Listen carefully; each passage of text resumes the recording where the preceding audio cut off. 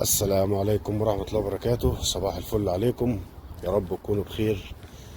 النهاردة 17/5/2025، وكالعادة في نفس الميعاد بنلف على أصحابنا، نسلم عليهم ونطمن عليهم ونأكلهم وبنروح بيتنا. طبعا أنا لسه ما وصلتش لأصحابي،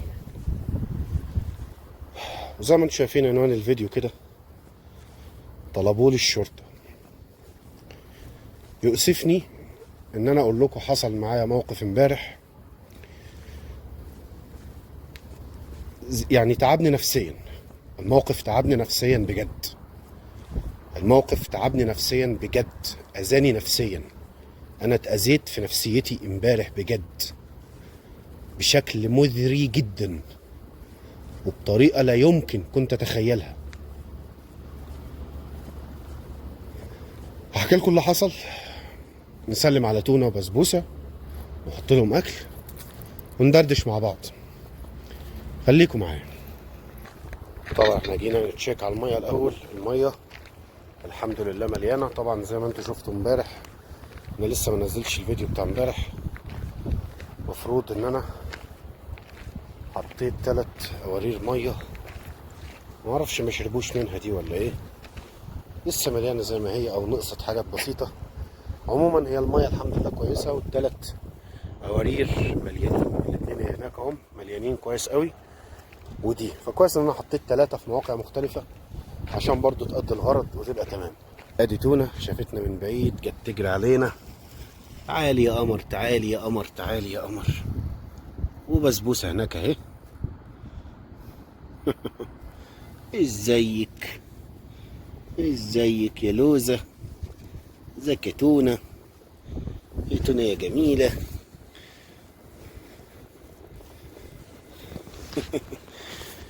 تعالي بسبوسة، تعالي بسبوسة.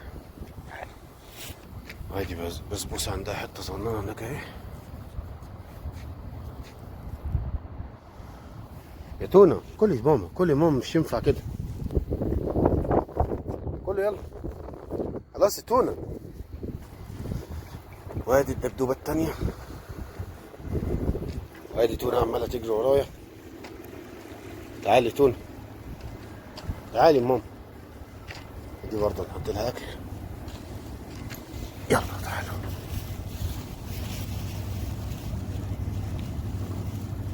تعالي ماما، سيبيها بقى تاكل بقى. تعالي.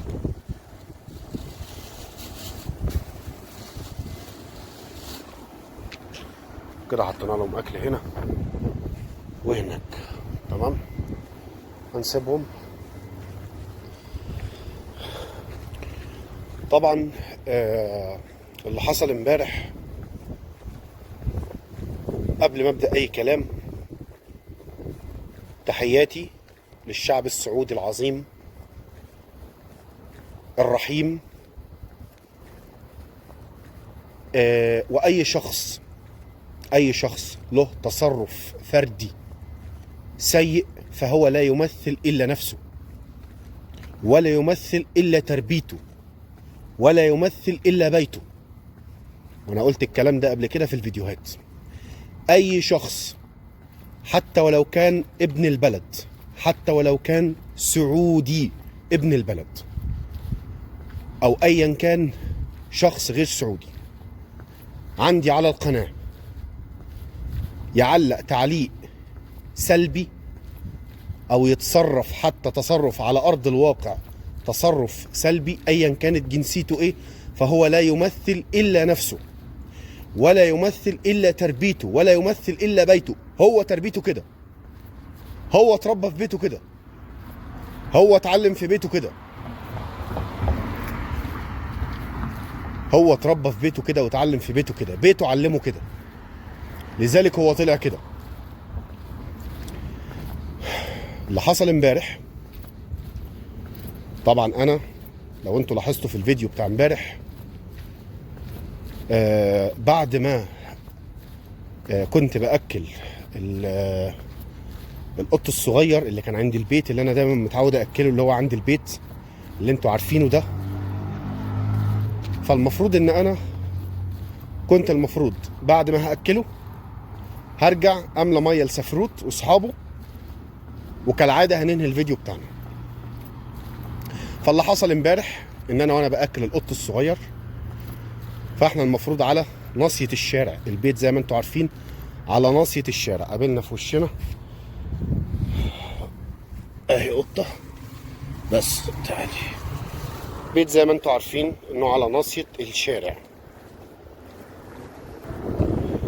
اتفاجأ بشخص في لحظه انتهاء الفيديو ده، يعني اول ما الفيديو ده انتهى، قبل ما ينتهي بحاجات بسيطه، قبل ما اقفل الفيديو بحاجات بسيطه، ففوجئت بشخص واقف بعربيته على اول ناصيه الشارع، والازاز بتاعه فاميه، بس فاميه اللي هو الوسط، مش الفاميه اللي هو اسود خالص، لا فاميه اللي هو تشوف مين اللي قاعد جوه، زي نص فاميه كده، مفايم الازاز بتاعه، وبيصورني. لقيته موجه الكاميرا بتاعته عليا بتليفونه وبيصورني. انا استغربت، انا افتكرت ان هو بيصور كمناشده منه ان هو ده عمل خير وفعل الخير، وان انا بعمل حاجه كويسه، وان هو بيصورني مثلا، مع ان طبعا ده مش من حقه، سواء بيصورني في الخير او في الشر، هو مش من حقه ان يصورني كده. ف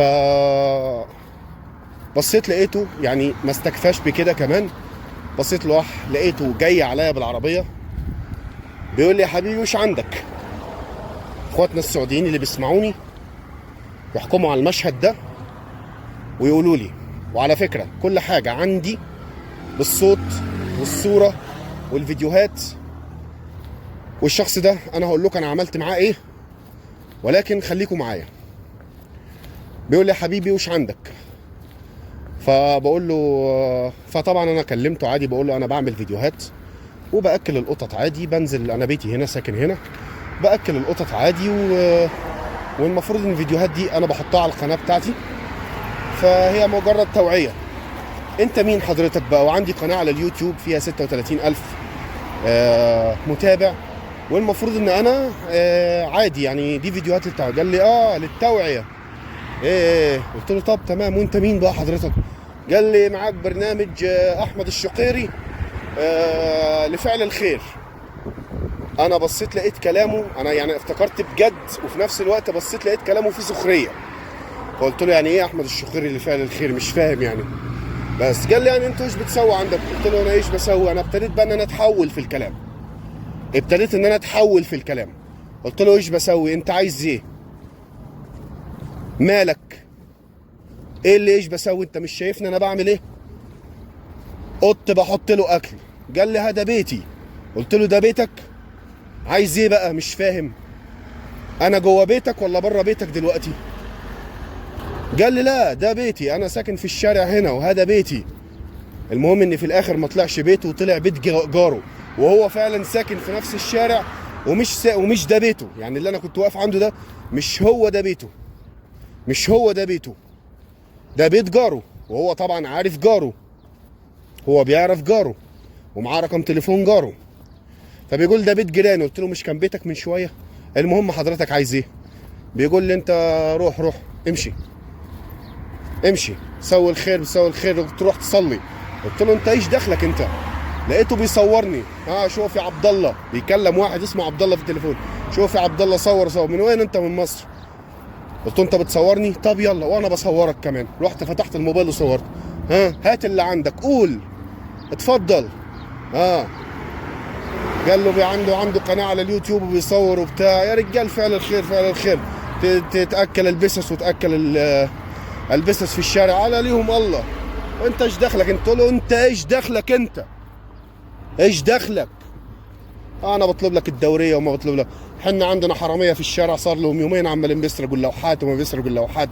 وقلت له ايه وانا حرامي؟ انت كمان هتتهمني بالسرقه؟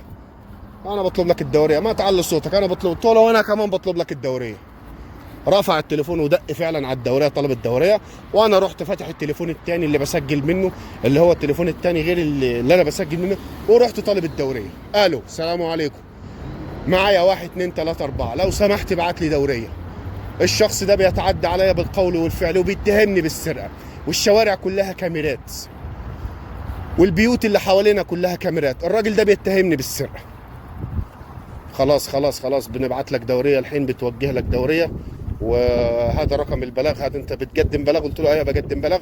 قال لي خلاص ماشي، هذا رقم البلاغ، خد رقم البلاغ عندك كذا كذا كذا كذا، وتوجه لاقرب قسم شرطه. لو مفيش دوريه اتحركت عليك، توجه لاقرب اسم شرطه وتابع البلاغ بتاعك. المبلغ عنه بيحضر، وبتبتدوا تشوفوا ايه المشكله وبتحلوها. تمام الكلام؟ تمام الكلام. خلص الحديث؟ لا ما خلصش الحديث مع الشخص ده. انت عايز ايه؟ انت بتصورني ليه؟ راح يلا مش تبغى، مش عندك، انت مش عندك مهمك الحكومه يعني؟ ببلغ عنك الدوريه، مهمك؟ يلا انت مهمك الحكومه، انت مهمك الدوريه، ها بتعدي عليا بالكلام، بتصورني بدون علمي. نزل من العربيه. كل حاجه يا جماعه انا ما بكدبش، كل حاجه متصوره، ولكن انا مش هينفع ان انا طبعا اعرض فيديو زي كده. مش هينفع ان انا اعرض فيديو زي كده. البني ادم اللي انا قابلته امبارح للاسف شخص عنده كميه برود ما تتوصفش. بارد بارد بارد بطريقه ما تتوصفش. ده رقم واحد. رقم اتنين، انسان غير رحيم بالمره، انسان غير رحيم بالمره، انسان متلبد المشاعر، انسان متلبد المشاعر حرفيا. انسان وشه قسما بالله وشه مكتوب عليه انا صابح اذي الناس. قلت له انت ايش عندك؟ والله العظيم قلت له انت ايش عندك؟ ايش تبغى مني؟ بتتعدى عليا بالقول والفعل. احنا ببلد نظام وبلد قانون، وانا باخد حقي منك بالقانون. انت عايز ايه؟ هذا بيتنا وهذا مش بيتنا، وانا ساكن في الشارع، وانت ايه اللي بتسويه؟ ما تاكل بس، ما حد طلب منك تاكل بس، انت مالك انت ومش مالك؟ قلت له انت اللي مالك، هذا شارع ربنا. انا مش عايز التحم معاه، مش عايز اخش معاه، وتعالى يا مصري ومش تعالى يا مصري. وابتدى ان هو يعمل عنصريه عليا، ابتدى يوريني طريقه العنصريه عليا، ابتدى ان هو يوريني طريقه العنصريه عليا. يا مصري ومش يا مصري، انا عمري ما حد قال لي الكلمه دي هنا يا مصري دي، لان كلمه يا مصري ويا سعودي ويا سوداني ويا صومالي دي كلمه عنصريه، دي مش كلمه حلوه يا جماعه، دي مش كلمه حلوه. اخواتنا السعوديين اللي بيسمعوني يحكموا على الكلام ده، لو انا غلطان ركبوني الغلط. وللمره الثانيه بقولها في نص الفيديو، الشخص ده لا يمثل الا نفسه، ما بيمثلش شعبه ولا بيمثل الارض اللي ماشي عليها، لان ده لا يستحق ان انا اقول عليه انسان رحيم. احنا زي ما اتكلمنا في الفيديوهات اللي فاتت، قلنا البلد دي بلد خير وبركه ورزق، وشعبها اصيل كريم، وزي ما فيه الوحش فيه الحلو. والشخص ده لا يمثل تماما، لا يمثل ابدا الا نفسه وتربيته وبيته. هو بيته علمه كده، اخلاقه كده، تربيته كده، اسلوبه كده، اتربى كده. وعلى فكره مش عيل صغير يا جماعه، ده شاب كبير، بتتكلم في 32 سنه، مش عيل صغير. يعني لو عيل صغير انا كنت سبته ومشيت اساسا، ما كنتش عملت له اعتبار، لان ده عيل صغير بيهلفط بكلمتين وسلام عليكم. هقف انا بقى مع عيل صغير؟ لكن ده شاب كبير، بتتكلم في 32 33 سنه، يعني قدي. انت ليه تعمل معايا كده؟ وفاتح الكاميرا وبيصورني. قلت له خلي بالك، قسما بالله انت بتشهر بيا كده، لو شفت ليا فيديو على السوشيال ميديا او لو سمعت اي كلمه عليا هحبسك هقاضيك واحبسك. حقي يا جماعه ولا مش حقي الكلام ده؟ اللي انا قلته ده حقي ولا مش حقي؟ يعني ايه تشهر بيا؟ يعني ايه تصورني بدون علمي؟ يعني ايه تفتح الكاميرا وتصورني؟ ده هو كان بيصورني في الاول وانا ما كنتش عارف انه بيصورني، موجه الكاميرا عليا وهو بيصورني بدون علم. ودي قضيه يا جماعه، وانتوا عارفين يا جماعه اللي هنا ان اي حد بيصور اي حد بدون علمه دي قضيه ما فيهاش تهاون دي. لكن انا لما جيت صورته فتحت الكاميرا قدامه قلت له انا بصورك. قصه اتصل على صاحب البيت، نهايه القصه. وانا واقف معاه وبصوره وعمال بيهلفط بالكلام، وكان بيكلم صاحب البيت على الواتساب تليفون، كان بيكلمه واتساب على التليفون، وكان عامل لي التليفون كده اللي هو فاتح السبيكر ويقول لي كلم صاحب البيت. قلت له صاحب البيت فوق راسي، وصاحب البيت لا يمكن يعمل زيك كده. انت انسان صابح على الصبح جاي تجر مشاكل. انت مالك بيا؟ قط صغير باكله في الشارع، ايش دخلك بيا يا سيدي؟ حتى لو بيتك، حتى لو هو فعلا بيتك، تكلمني بادب لو سمحت يا استاذ، ما تجيش ناحيه البيت هنا تاني. انتهى الكلام. لكن انت نازل ترازي فيا. نهايه الكلام صاحب البيت جه، صاحب البيت جه، 2 شباب محترمين جم وقفوا بالعربيه. قال لي ايش عندك في ايه؟ بس افصل الكاميرا وصلي على النبي كده ووحد الله. خلصنا. قلت له حضرتك صاحب البيت تعالى لي لو سمحت على جنب كده بعد اذنك، لو سمحت تعالى لي على جنب. كلمته قلت له حصل 1 2 3 4. ماله هو؟ بيقول لي معلش معلش الحاجات قدام بيتنا ما اعرفش بيعملوا. قلت له يا استاذ الفاضل، ده باسبوري ودي هيئتي ولبسي، ده شكل واحد حرامي؟ عيب الكلام ده، عيب الكلام ده. قال لي بس صلي على النبي واهدى. صلي على النبي، صلي على النبي. ان كان هو غلط في حقك فحقك انت عليا، ما حصلش حاجه وخير ان شاء الله ومفيش اي حاجه، وهذا بيتي ومش عارف ايه والكلام ده. وطلع الراجل شخص محترم وانسان محترم واعتذر لي، والتاني برضو، والناس اصحاب البيت طلعوا ناس محترمه وخلاص، وانتهى الموضوع على كده وخلصنا ومشيت. روحت البيت نفسيتي زي الزفت، ولحد هذه اللحظه الراجل ده غلط فيا. الموضوع انتهى وخلصنا، بس الراجل ده غلط فيا. بترازي فيا ليه؟ انت بترازي فيا ليه؟ بتصورني ليه؟ بتشهر بيا ليه؟ بتصورني بدون علمي في الاول خالص وانت واقف بالعربيه، بتصورني بدون علم ليه؟ بتقول لي يا مصر ومش يا مصر. ايه يا مصر ومش يا مصر؟ ايه العنصريه دي؟ يعني ايه مصر يعني؟ مش فاهم. كلنا مسلمين وموحدين بالله يا حبيبي. عمري ما شفت واحد سعودي هنا بيقول لي يا مصري. الناس كلها بتتعامل بكل ادب وبكل احترام، شعب محترم، شعب خلوق. ما تعاملتش الا مع ناس محترمه هنا. انما سبحان الله، انا لسه قايل في الفيديو لسه من يومين، قلت زي ما في ناس وحشه حلوه زي ما في ناس وحشه، ووقعت في الناس الوحشه والعياذ بالله، وقعت في شخص اعوذ بالله انا ما شفتلوش مثيل والله. حاجه يعني حاجه في منتهى البشاعه والله العظيم. وللمره الاخيره هقول ان الشخص ده يا جماعه لا يمثل الا نفسه، لكن لا يمثل الارض اللي عليها. الارض اللي عليها ملهاش علاقه. الارض دي عليها حكومه رحيمه، عليها حكومه بتجيب حقوق الناس.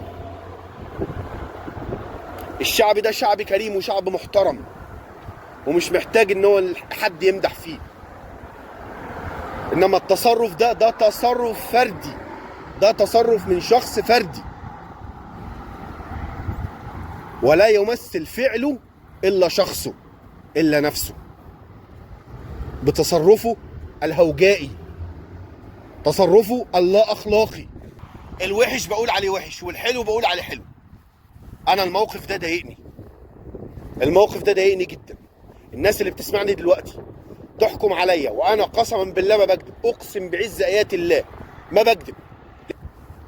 الراجل بيحاول استفزازي، الراجل بيستفزني بطريقه بشعه. انت سايب شغلك وسايب دنيتك وسايب حياتك وقاعد بترازي فيا يا سيدي. حتى لو هو بيتك قول لي لو سمحت ما تجيش ناحيه البيت تاني، انتهى الامر على كده. لكن ما تكلمنيش بالاسلوب ده، ما تكلمنيش بالطريقه دي، مش من حقك، مش من حقك. عيب، انا ضيف عندك، انا ضيف عندك. ما تكلمنيش كده ولا تعاملني كده. انت لو جيت بلدي هعاملك كده؟ انت لو جيت بلدي ومشيت على ارضي انا هعاملك كده؟ لو عملتك كده بقى انسان غير محترم، هبقى انسان مش مؤدب. عملت موقف انا ما اقبلوش، لو سمحت ما تعملوش، بعد اذنك ما تعملوش، بكل ادب كده. افتح لي ازاز العربيه، حبيبي انت بتعمل ايه؟ انا بعمل 1 2 3. تمام مفيش مشكله، جزاك الله خير، بس لو سمحت ما تجيش ناحيه البيت هنا تاني. شكرا، سلام عليكم، انتهى الامر.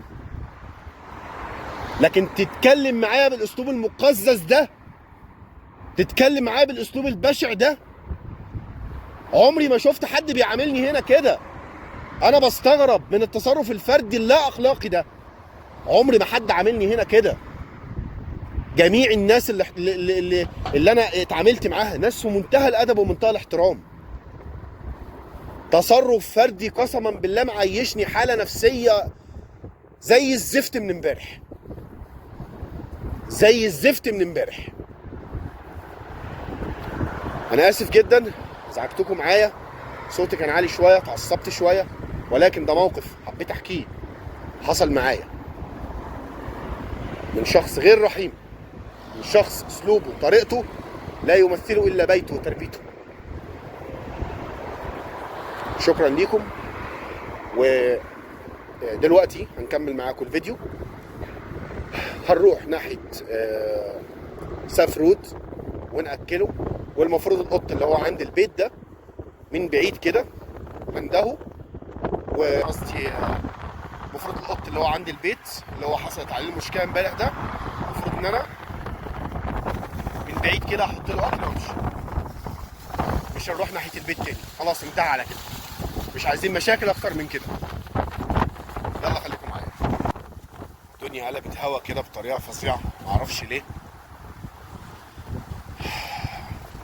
بعتذر جدا يا جماعه على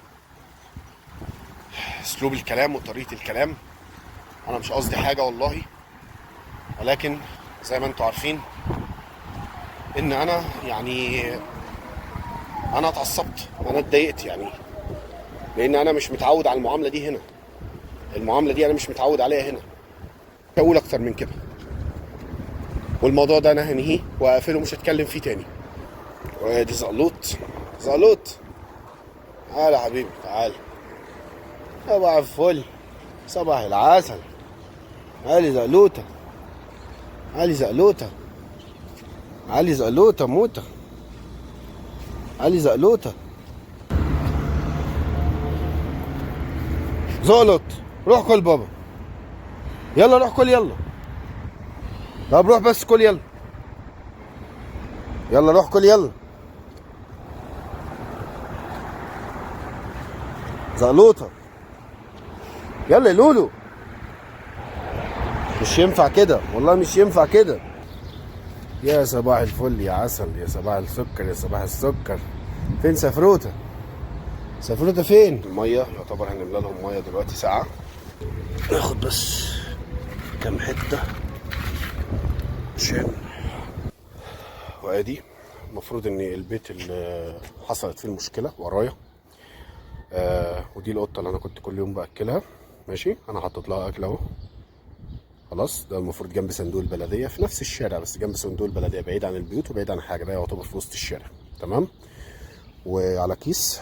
والمفروض ان انا ما شفتش القطه الصغننه خالص اللي انا كل يوم باكلها دي، ما شفتهاش.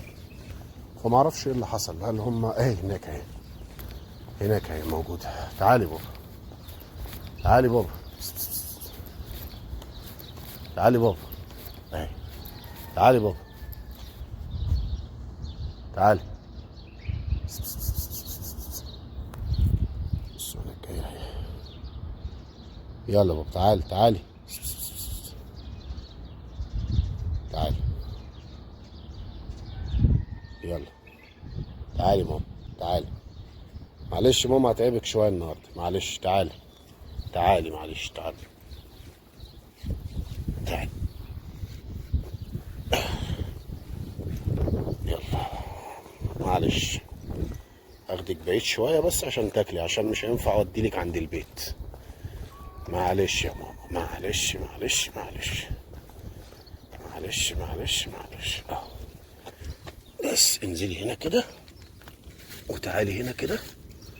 تعالي كلي، يلا يلا كلي. يلا يا دودو، يا دودو، يا دودو تعالي كلي يا ماما. يا دودو تعالي، يا دودو كلي. معلش يا ماما، تعالي انت كلي دول عشان انت كبيره. تعالي انت كلي ده هنا عشان انت كبيره. خليها تاكل اللحم الصغنن خلاص. معلش يا ماما، ماما معلش. خليها تاكل هي اللحم الصغنن. ها تعالي لولو، لولو تعالي كل يا ماما. طيب واضح ان انا هروح اجيب لهم كام حته تاني من الكرتونه هناك، بس قبل ما اروح يعني هرجع عامله طيب اروح اجيب لهم كام حته من الكرتونه وهرجع. انا جبتهم كام حته تاني، هروح اوديهم لهم تاني هناك وارجع عامله الميه بتاعت سفروت واروح تاني. خلاص انا بعتذر يا جماعه عن الفيديو ده يعني متصور كده بحاله نفسيه مش حلوه، لاني فعلا متضايق ومتغاظ والله العظيم. ما كنتش حابب ان الموضوع يوصل لكده او الامور تتطور توصل لكده. ما كنتش متوقع ان انا اقابل بني ادم زي ده، يعني دي حاجه كده ما كنتش متوقعها ان انا اقابل في حياتي بني ادم زي ده. فالله المستعان، يعني احنا على ارض خير كرم وسط اهل خير وكرم. هي القطه عماله تلف كده حوالين الاكل وهي عارفه مكان الاكل وخلاص مطالعه عماله كده.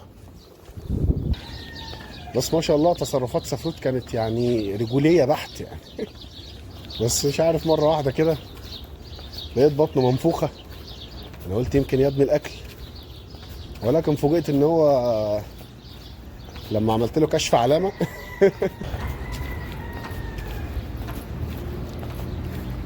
فادي راح نجيب لهم ميه ساقعه غير السخنه دي. الميه ده رايحين اللي بيهون على الواحد والله العظيم الناس المحترمه اللي الواحد بيتعامل معاهم. اقسم بالله العظيم ثلاثه اني انا بتعامل مع ناس افضل مني واحسن مني انا شخصيا. دي حاجه انا بشهد بيها، ناس احسن مني وافضل مني انا شخصيا، والله يجزاهم خير هم كمان. يلا تعالوا، يلا تعالوا اشربوا، يلا ميه ساعه تعالوا. والله المستعان، بس اشرب يلا. دي ميه بارده طبعا كالعاده، بنملى لهم ميه بارده اضطر على قلبه. بكده نكون وصلنا لنهايه الفيديو. ما كنتش حابب ان انا احكي الموقف ده، ما كنتش حابب ان انا اقول الكلام ده، ما كنتش متخيل ان انا في يوم احكي في فيديو واقول فيه اساسا الكلام ده، ولكن ده اللي حصل. فانا حبيت احكي لكم على الموقف ده، وحبيت اقول لكم ان كل دي تصرفات فرديه، كل دي تصرفات فرديه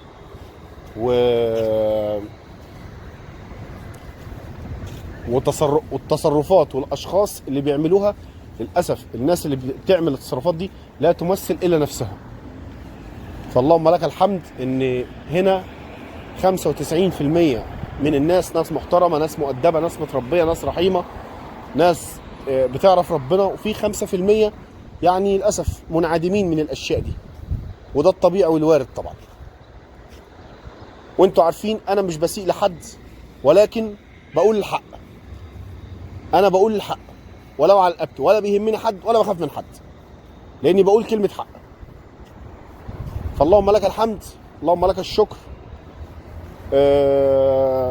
ان احنا ما زلنا في خير وما زلنا في امان. ف بكده نكون وصلنا لنهايه الفيديو. شكرا ليكم، شكرا لكل حد وصل معايا في الفيديو لحد هنا، واحلى صباح عليكم، والسلام عليكم ورحمه الله وبركاته.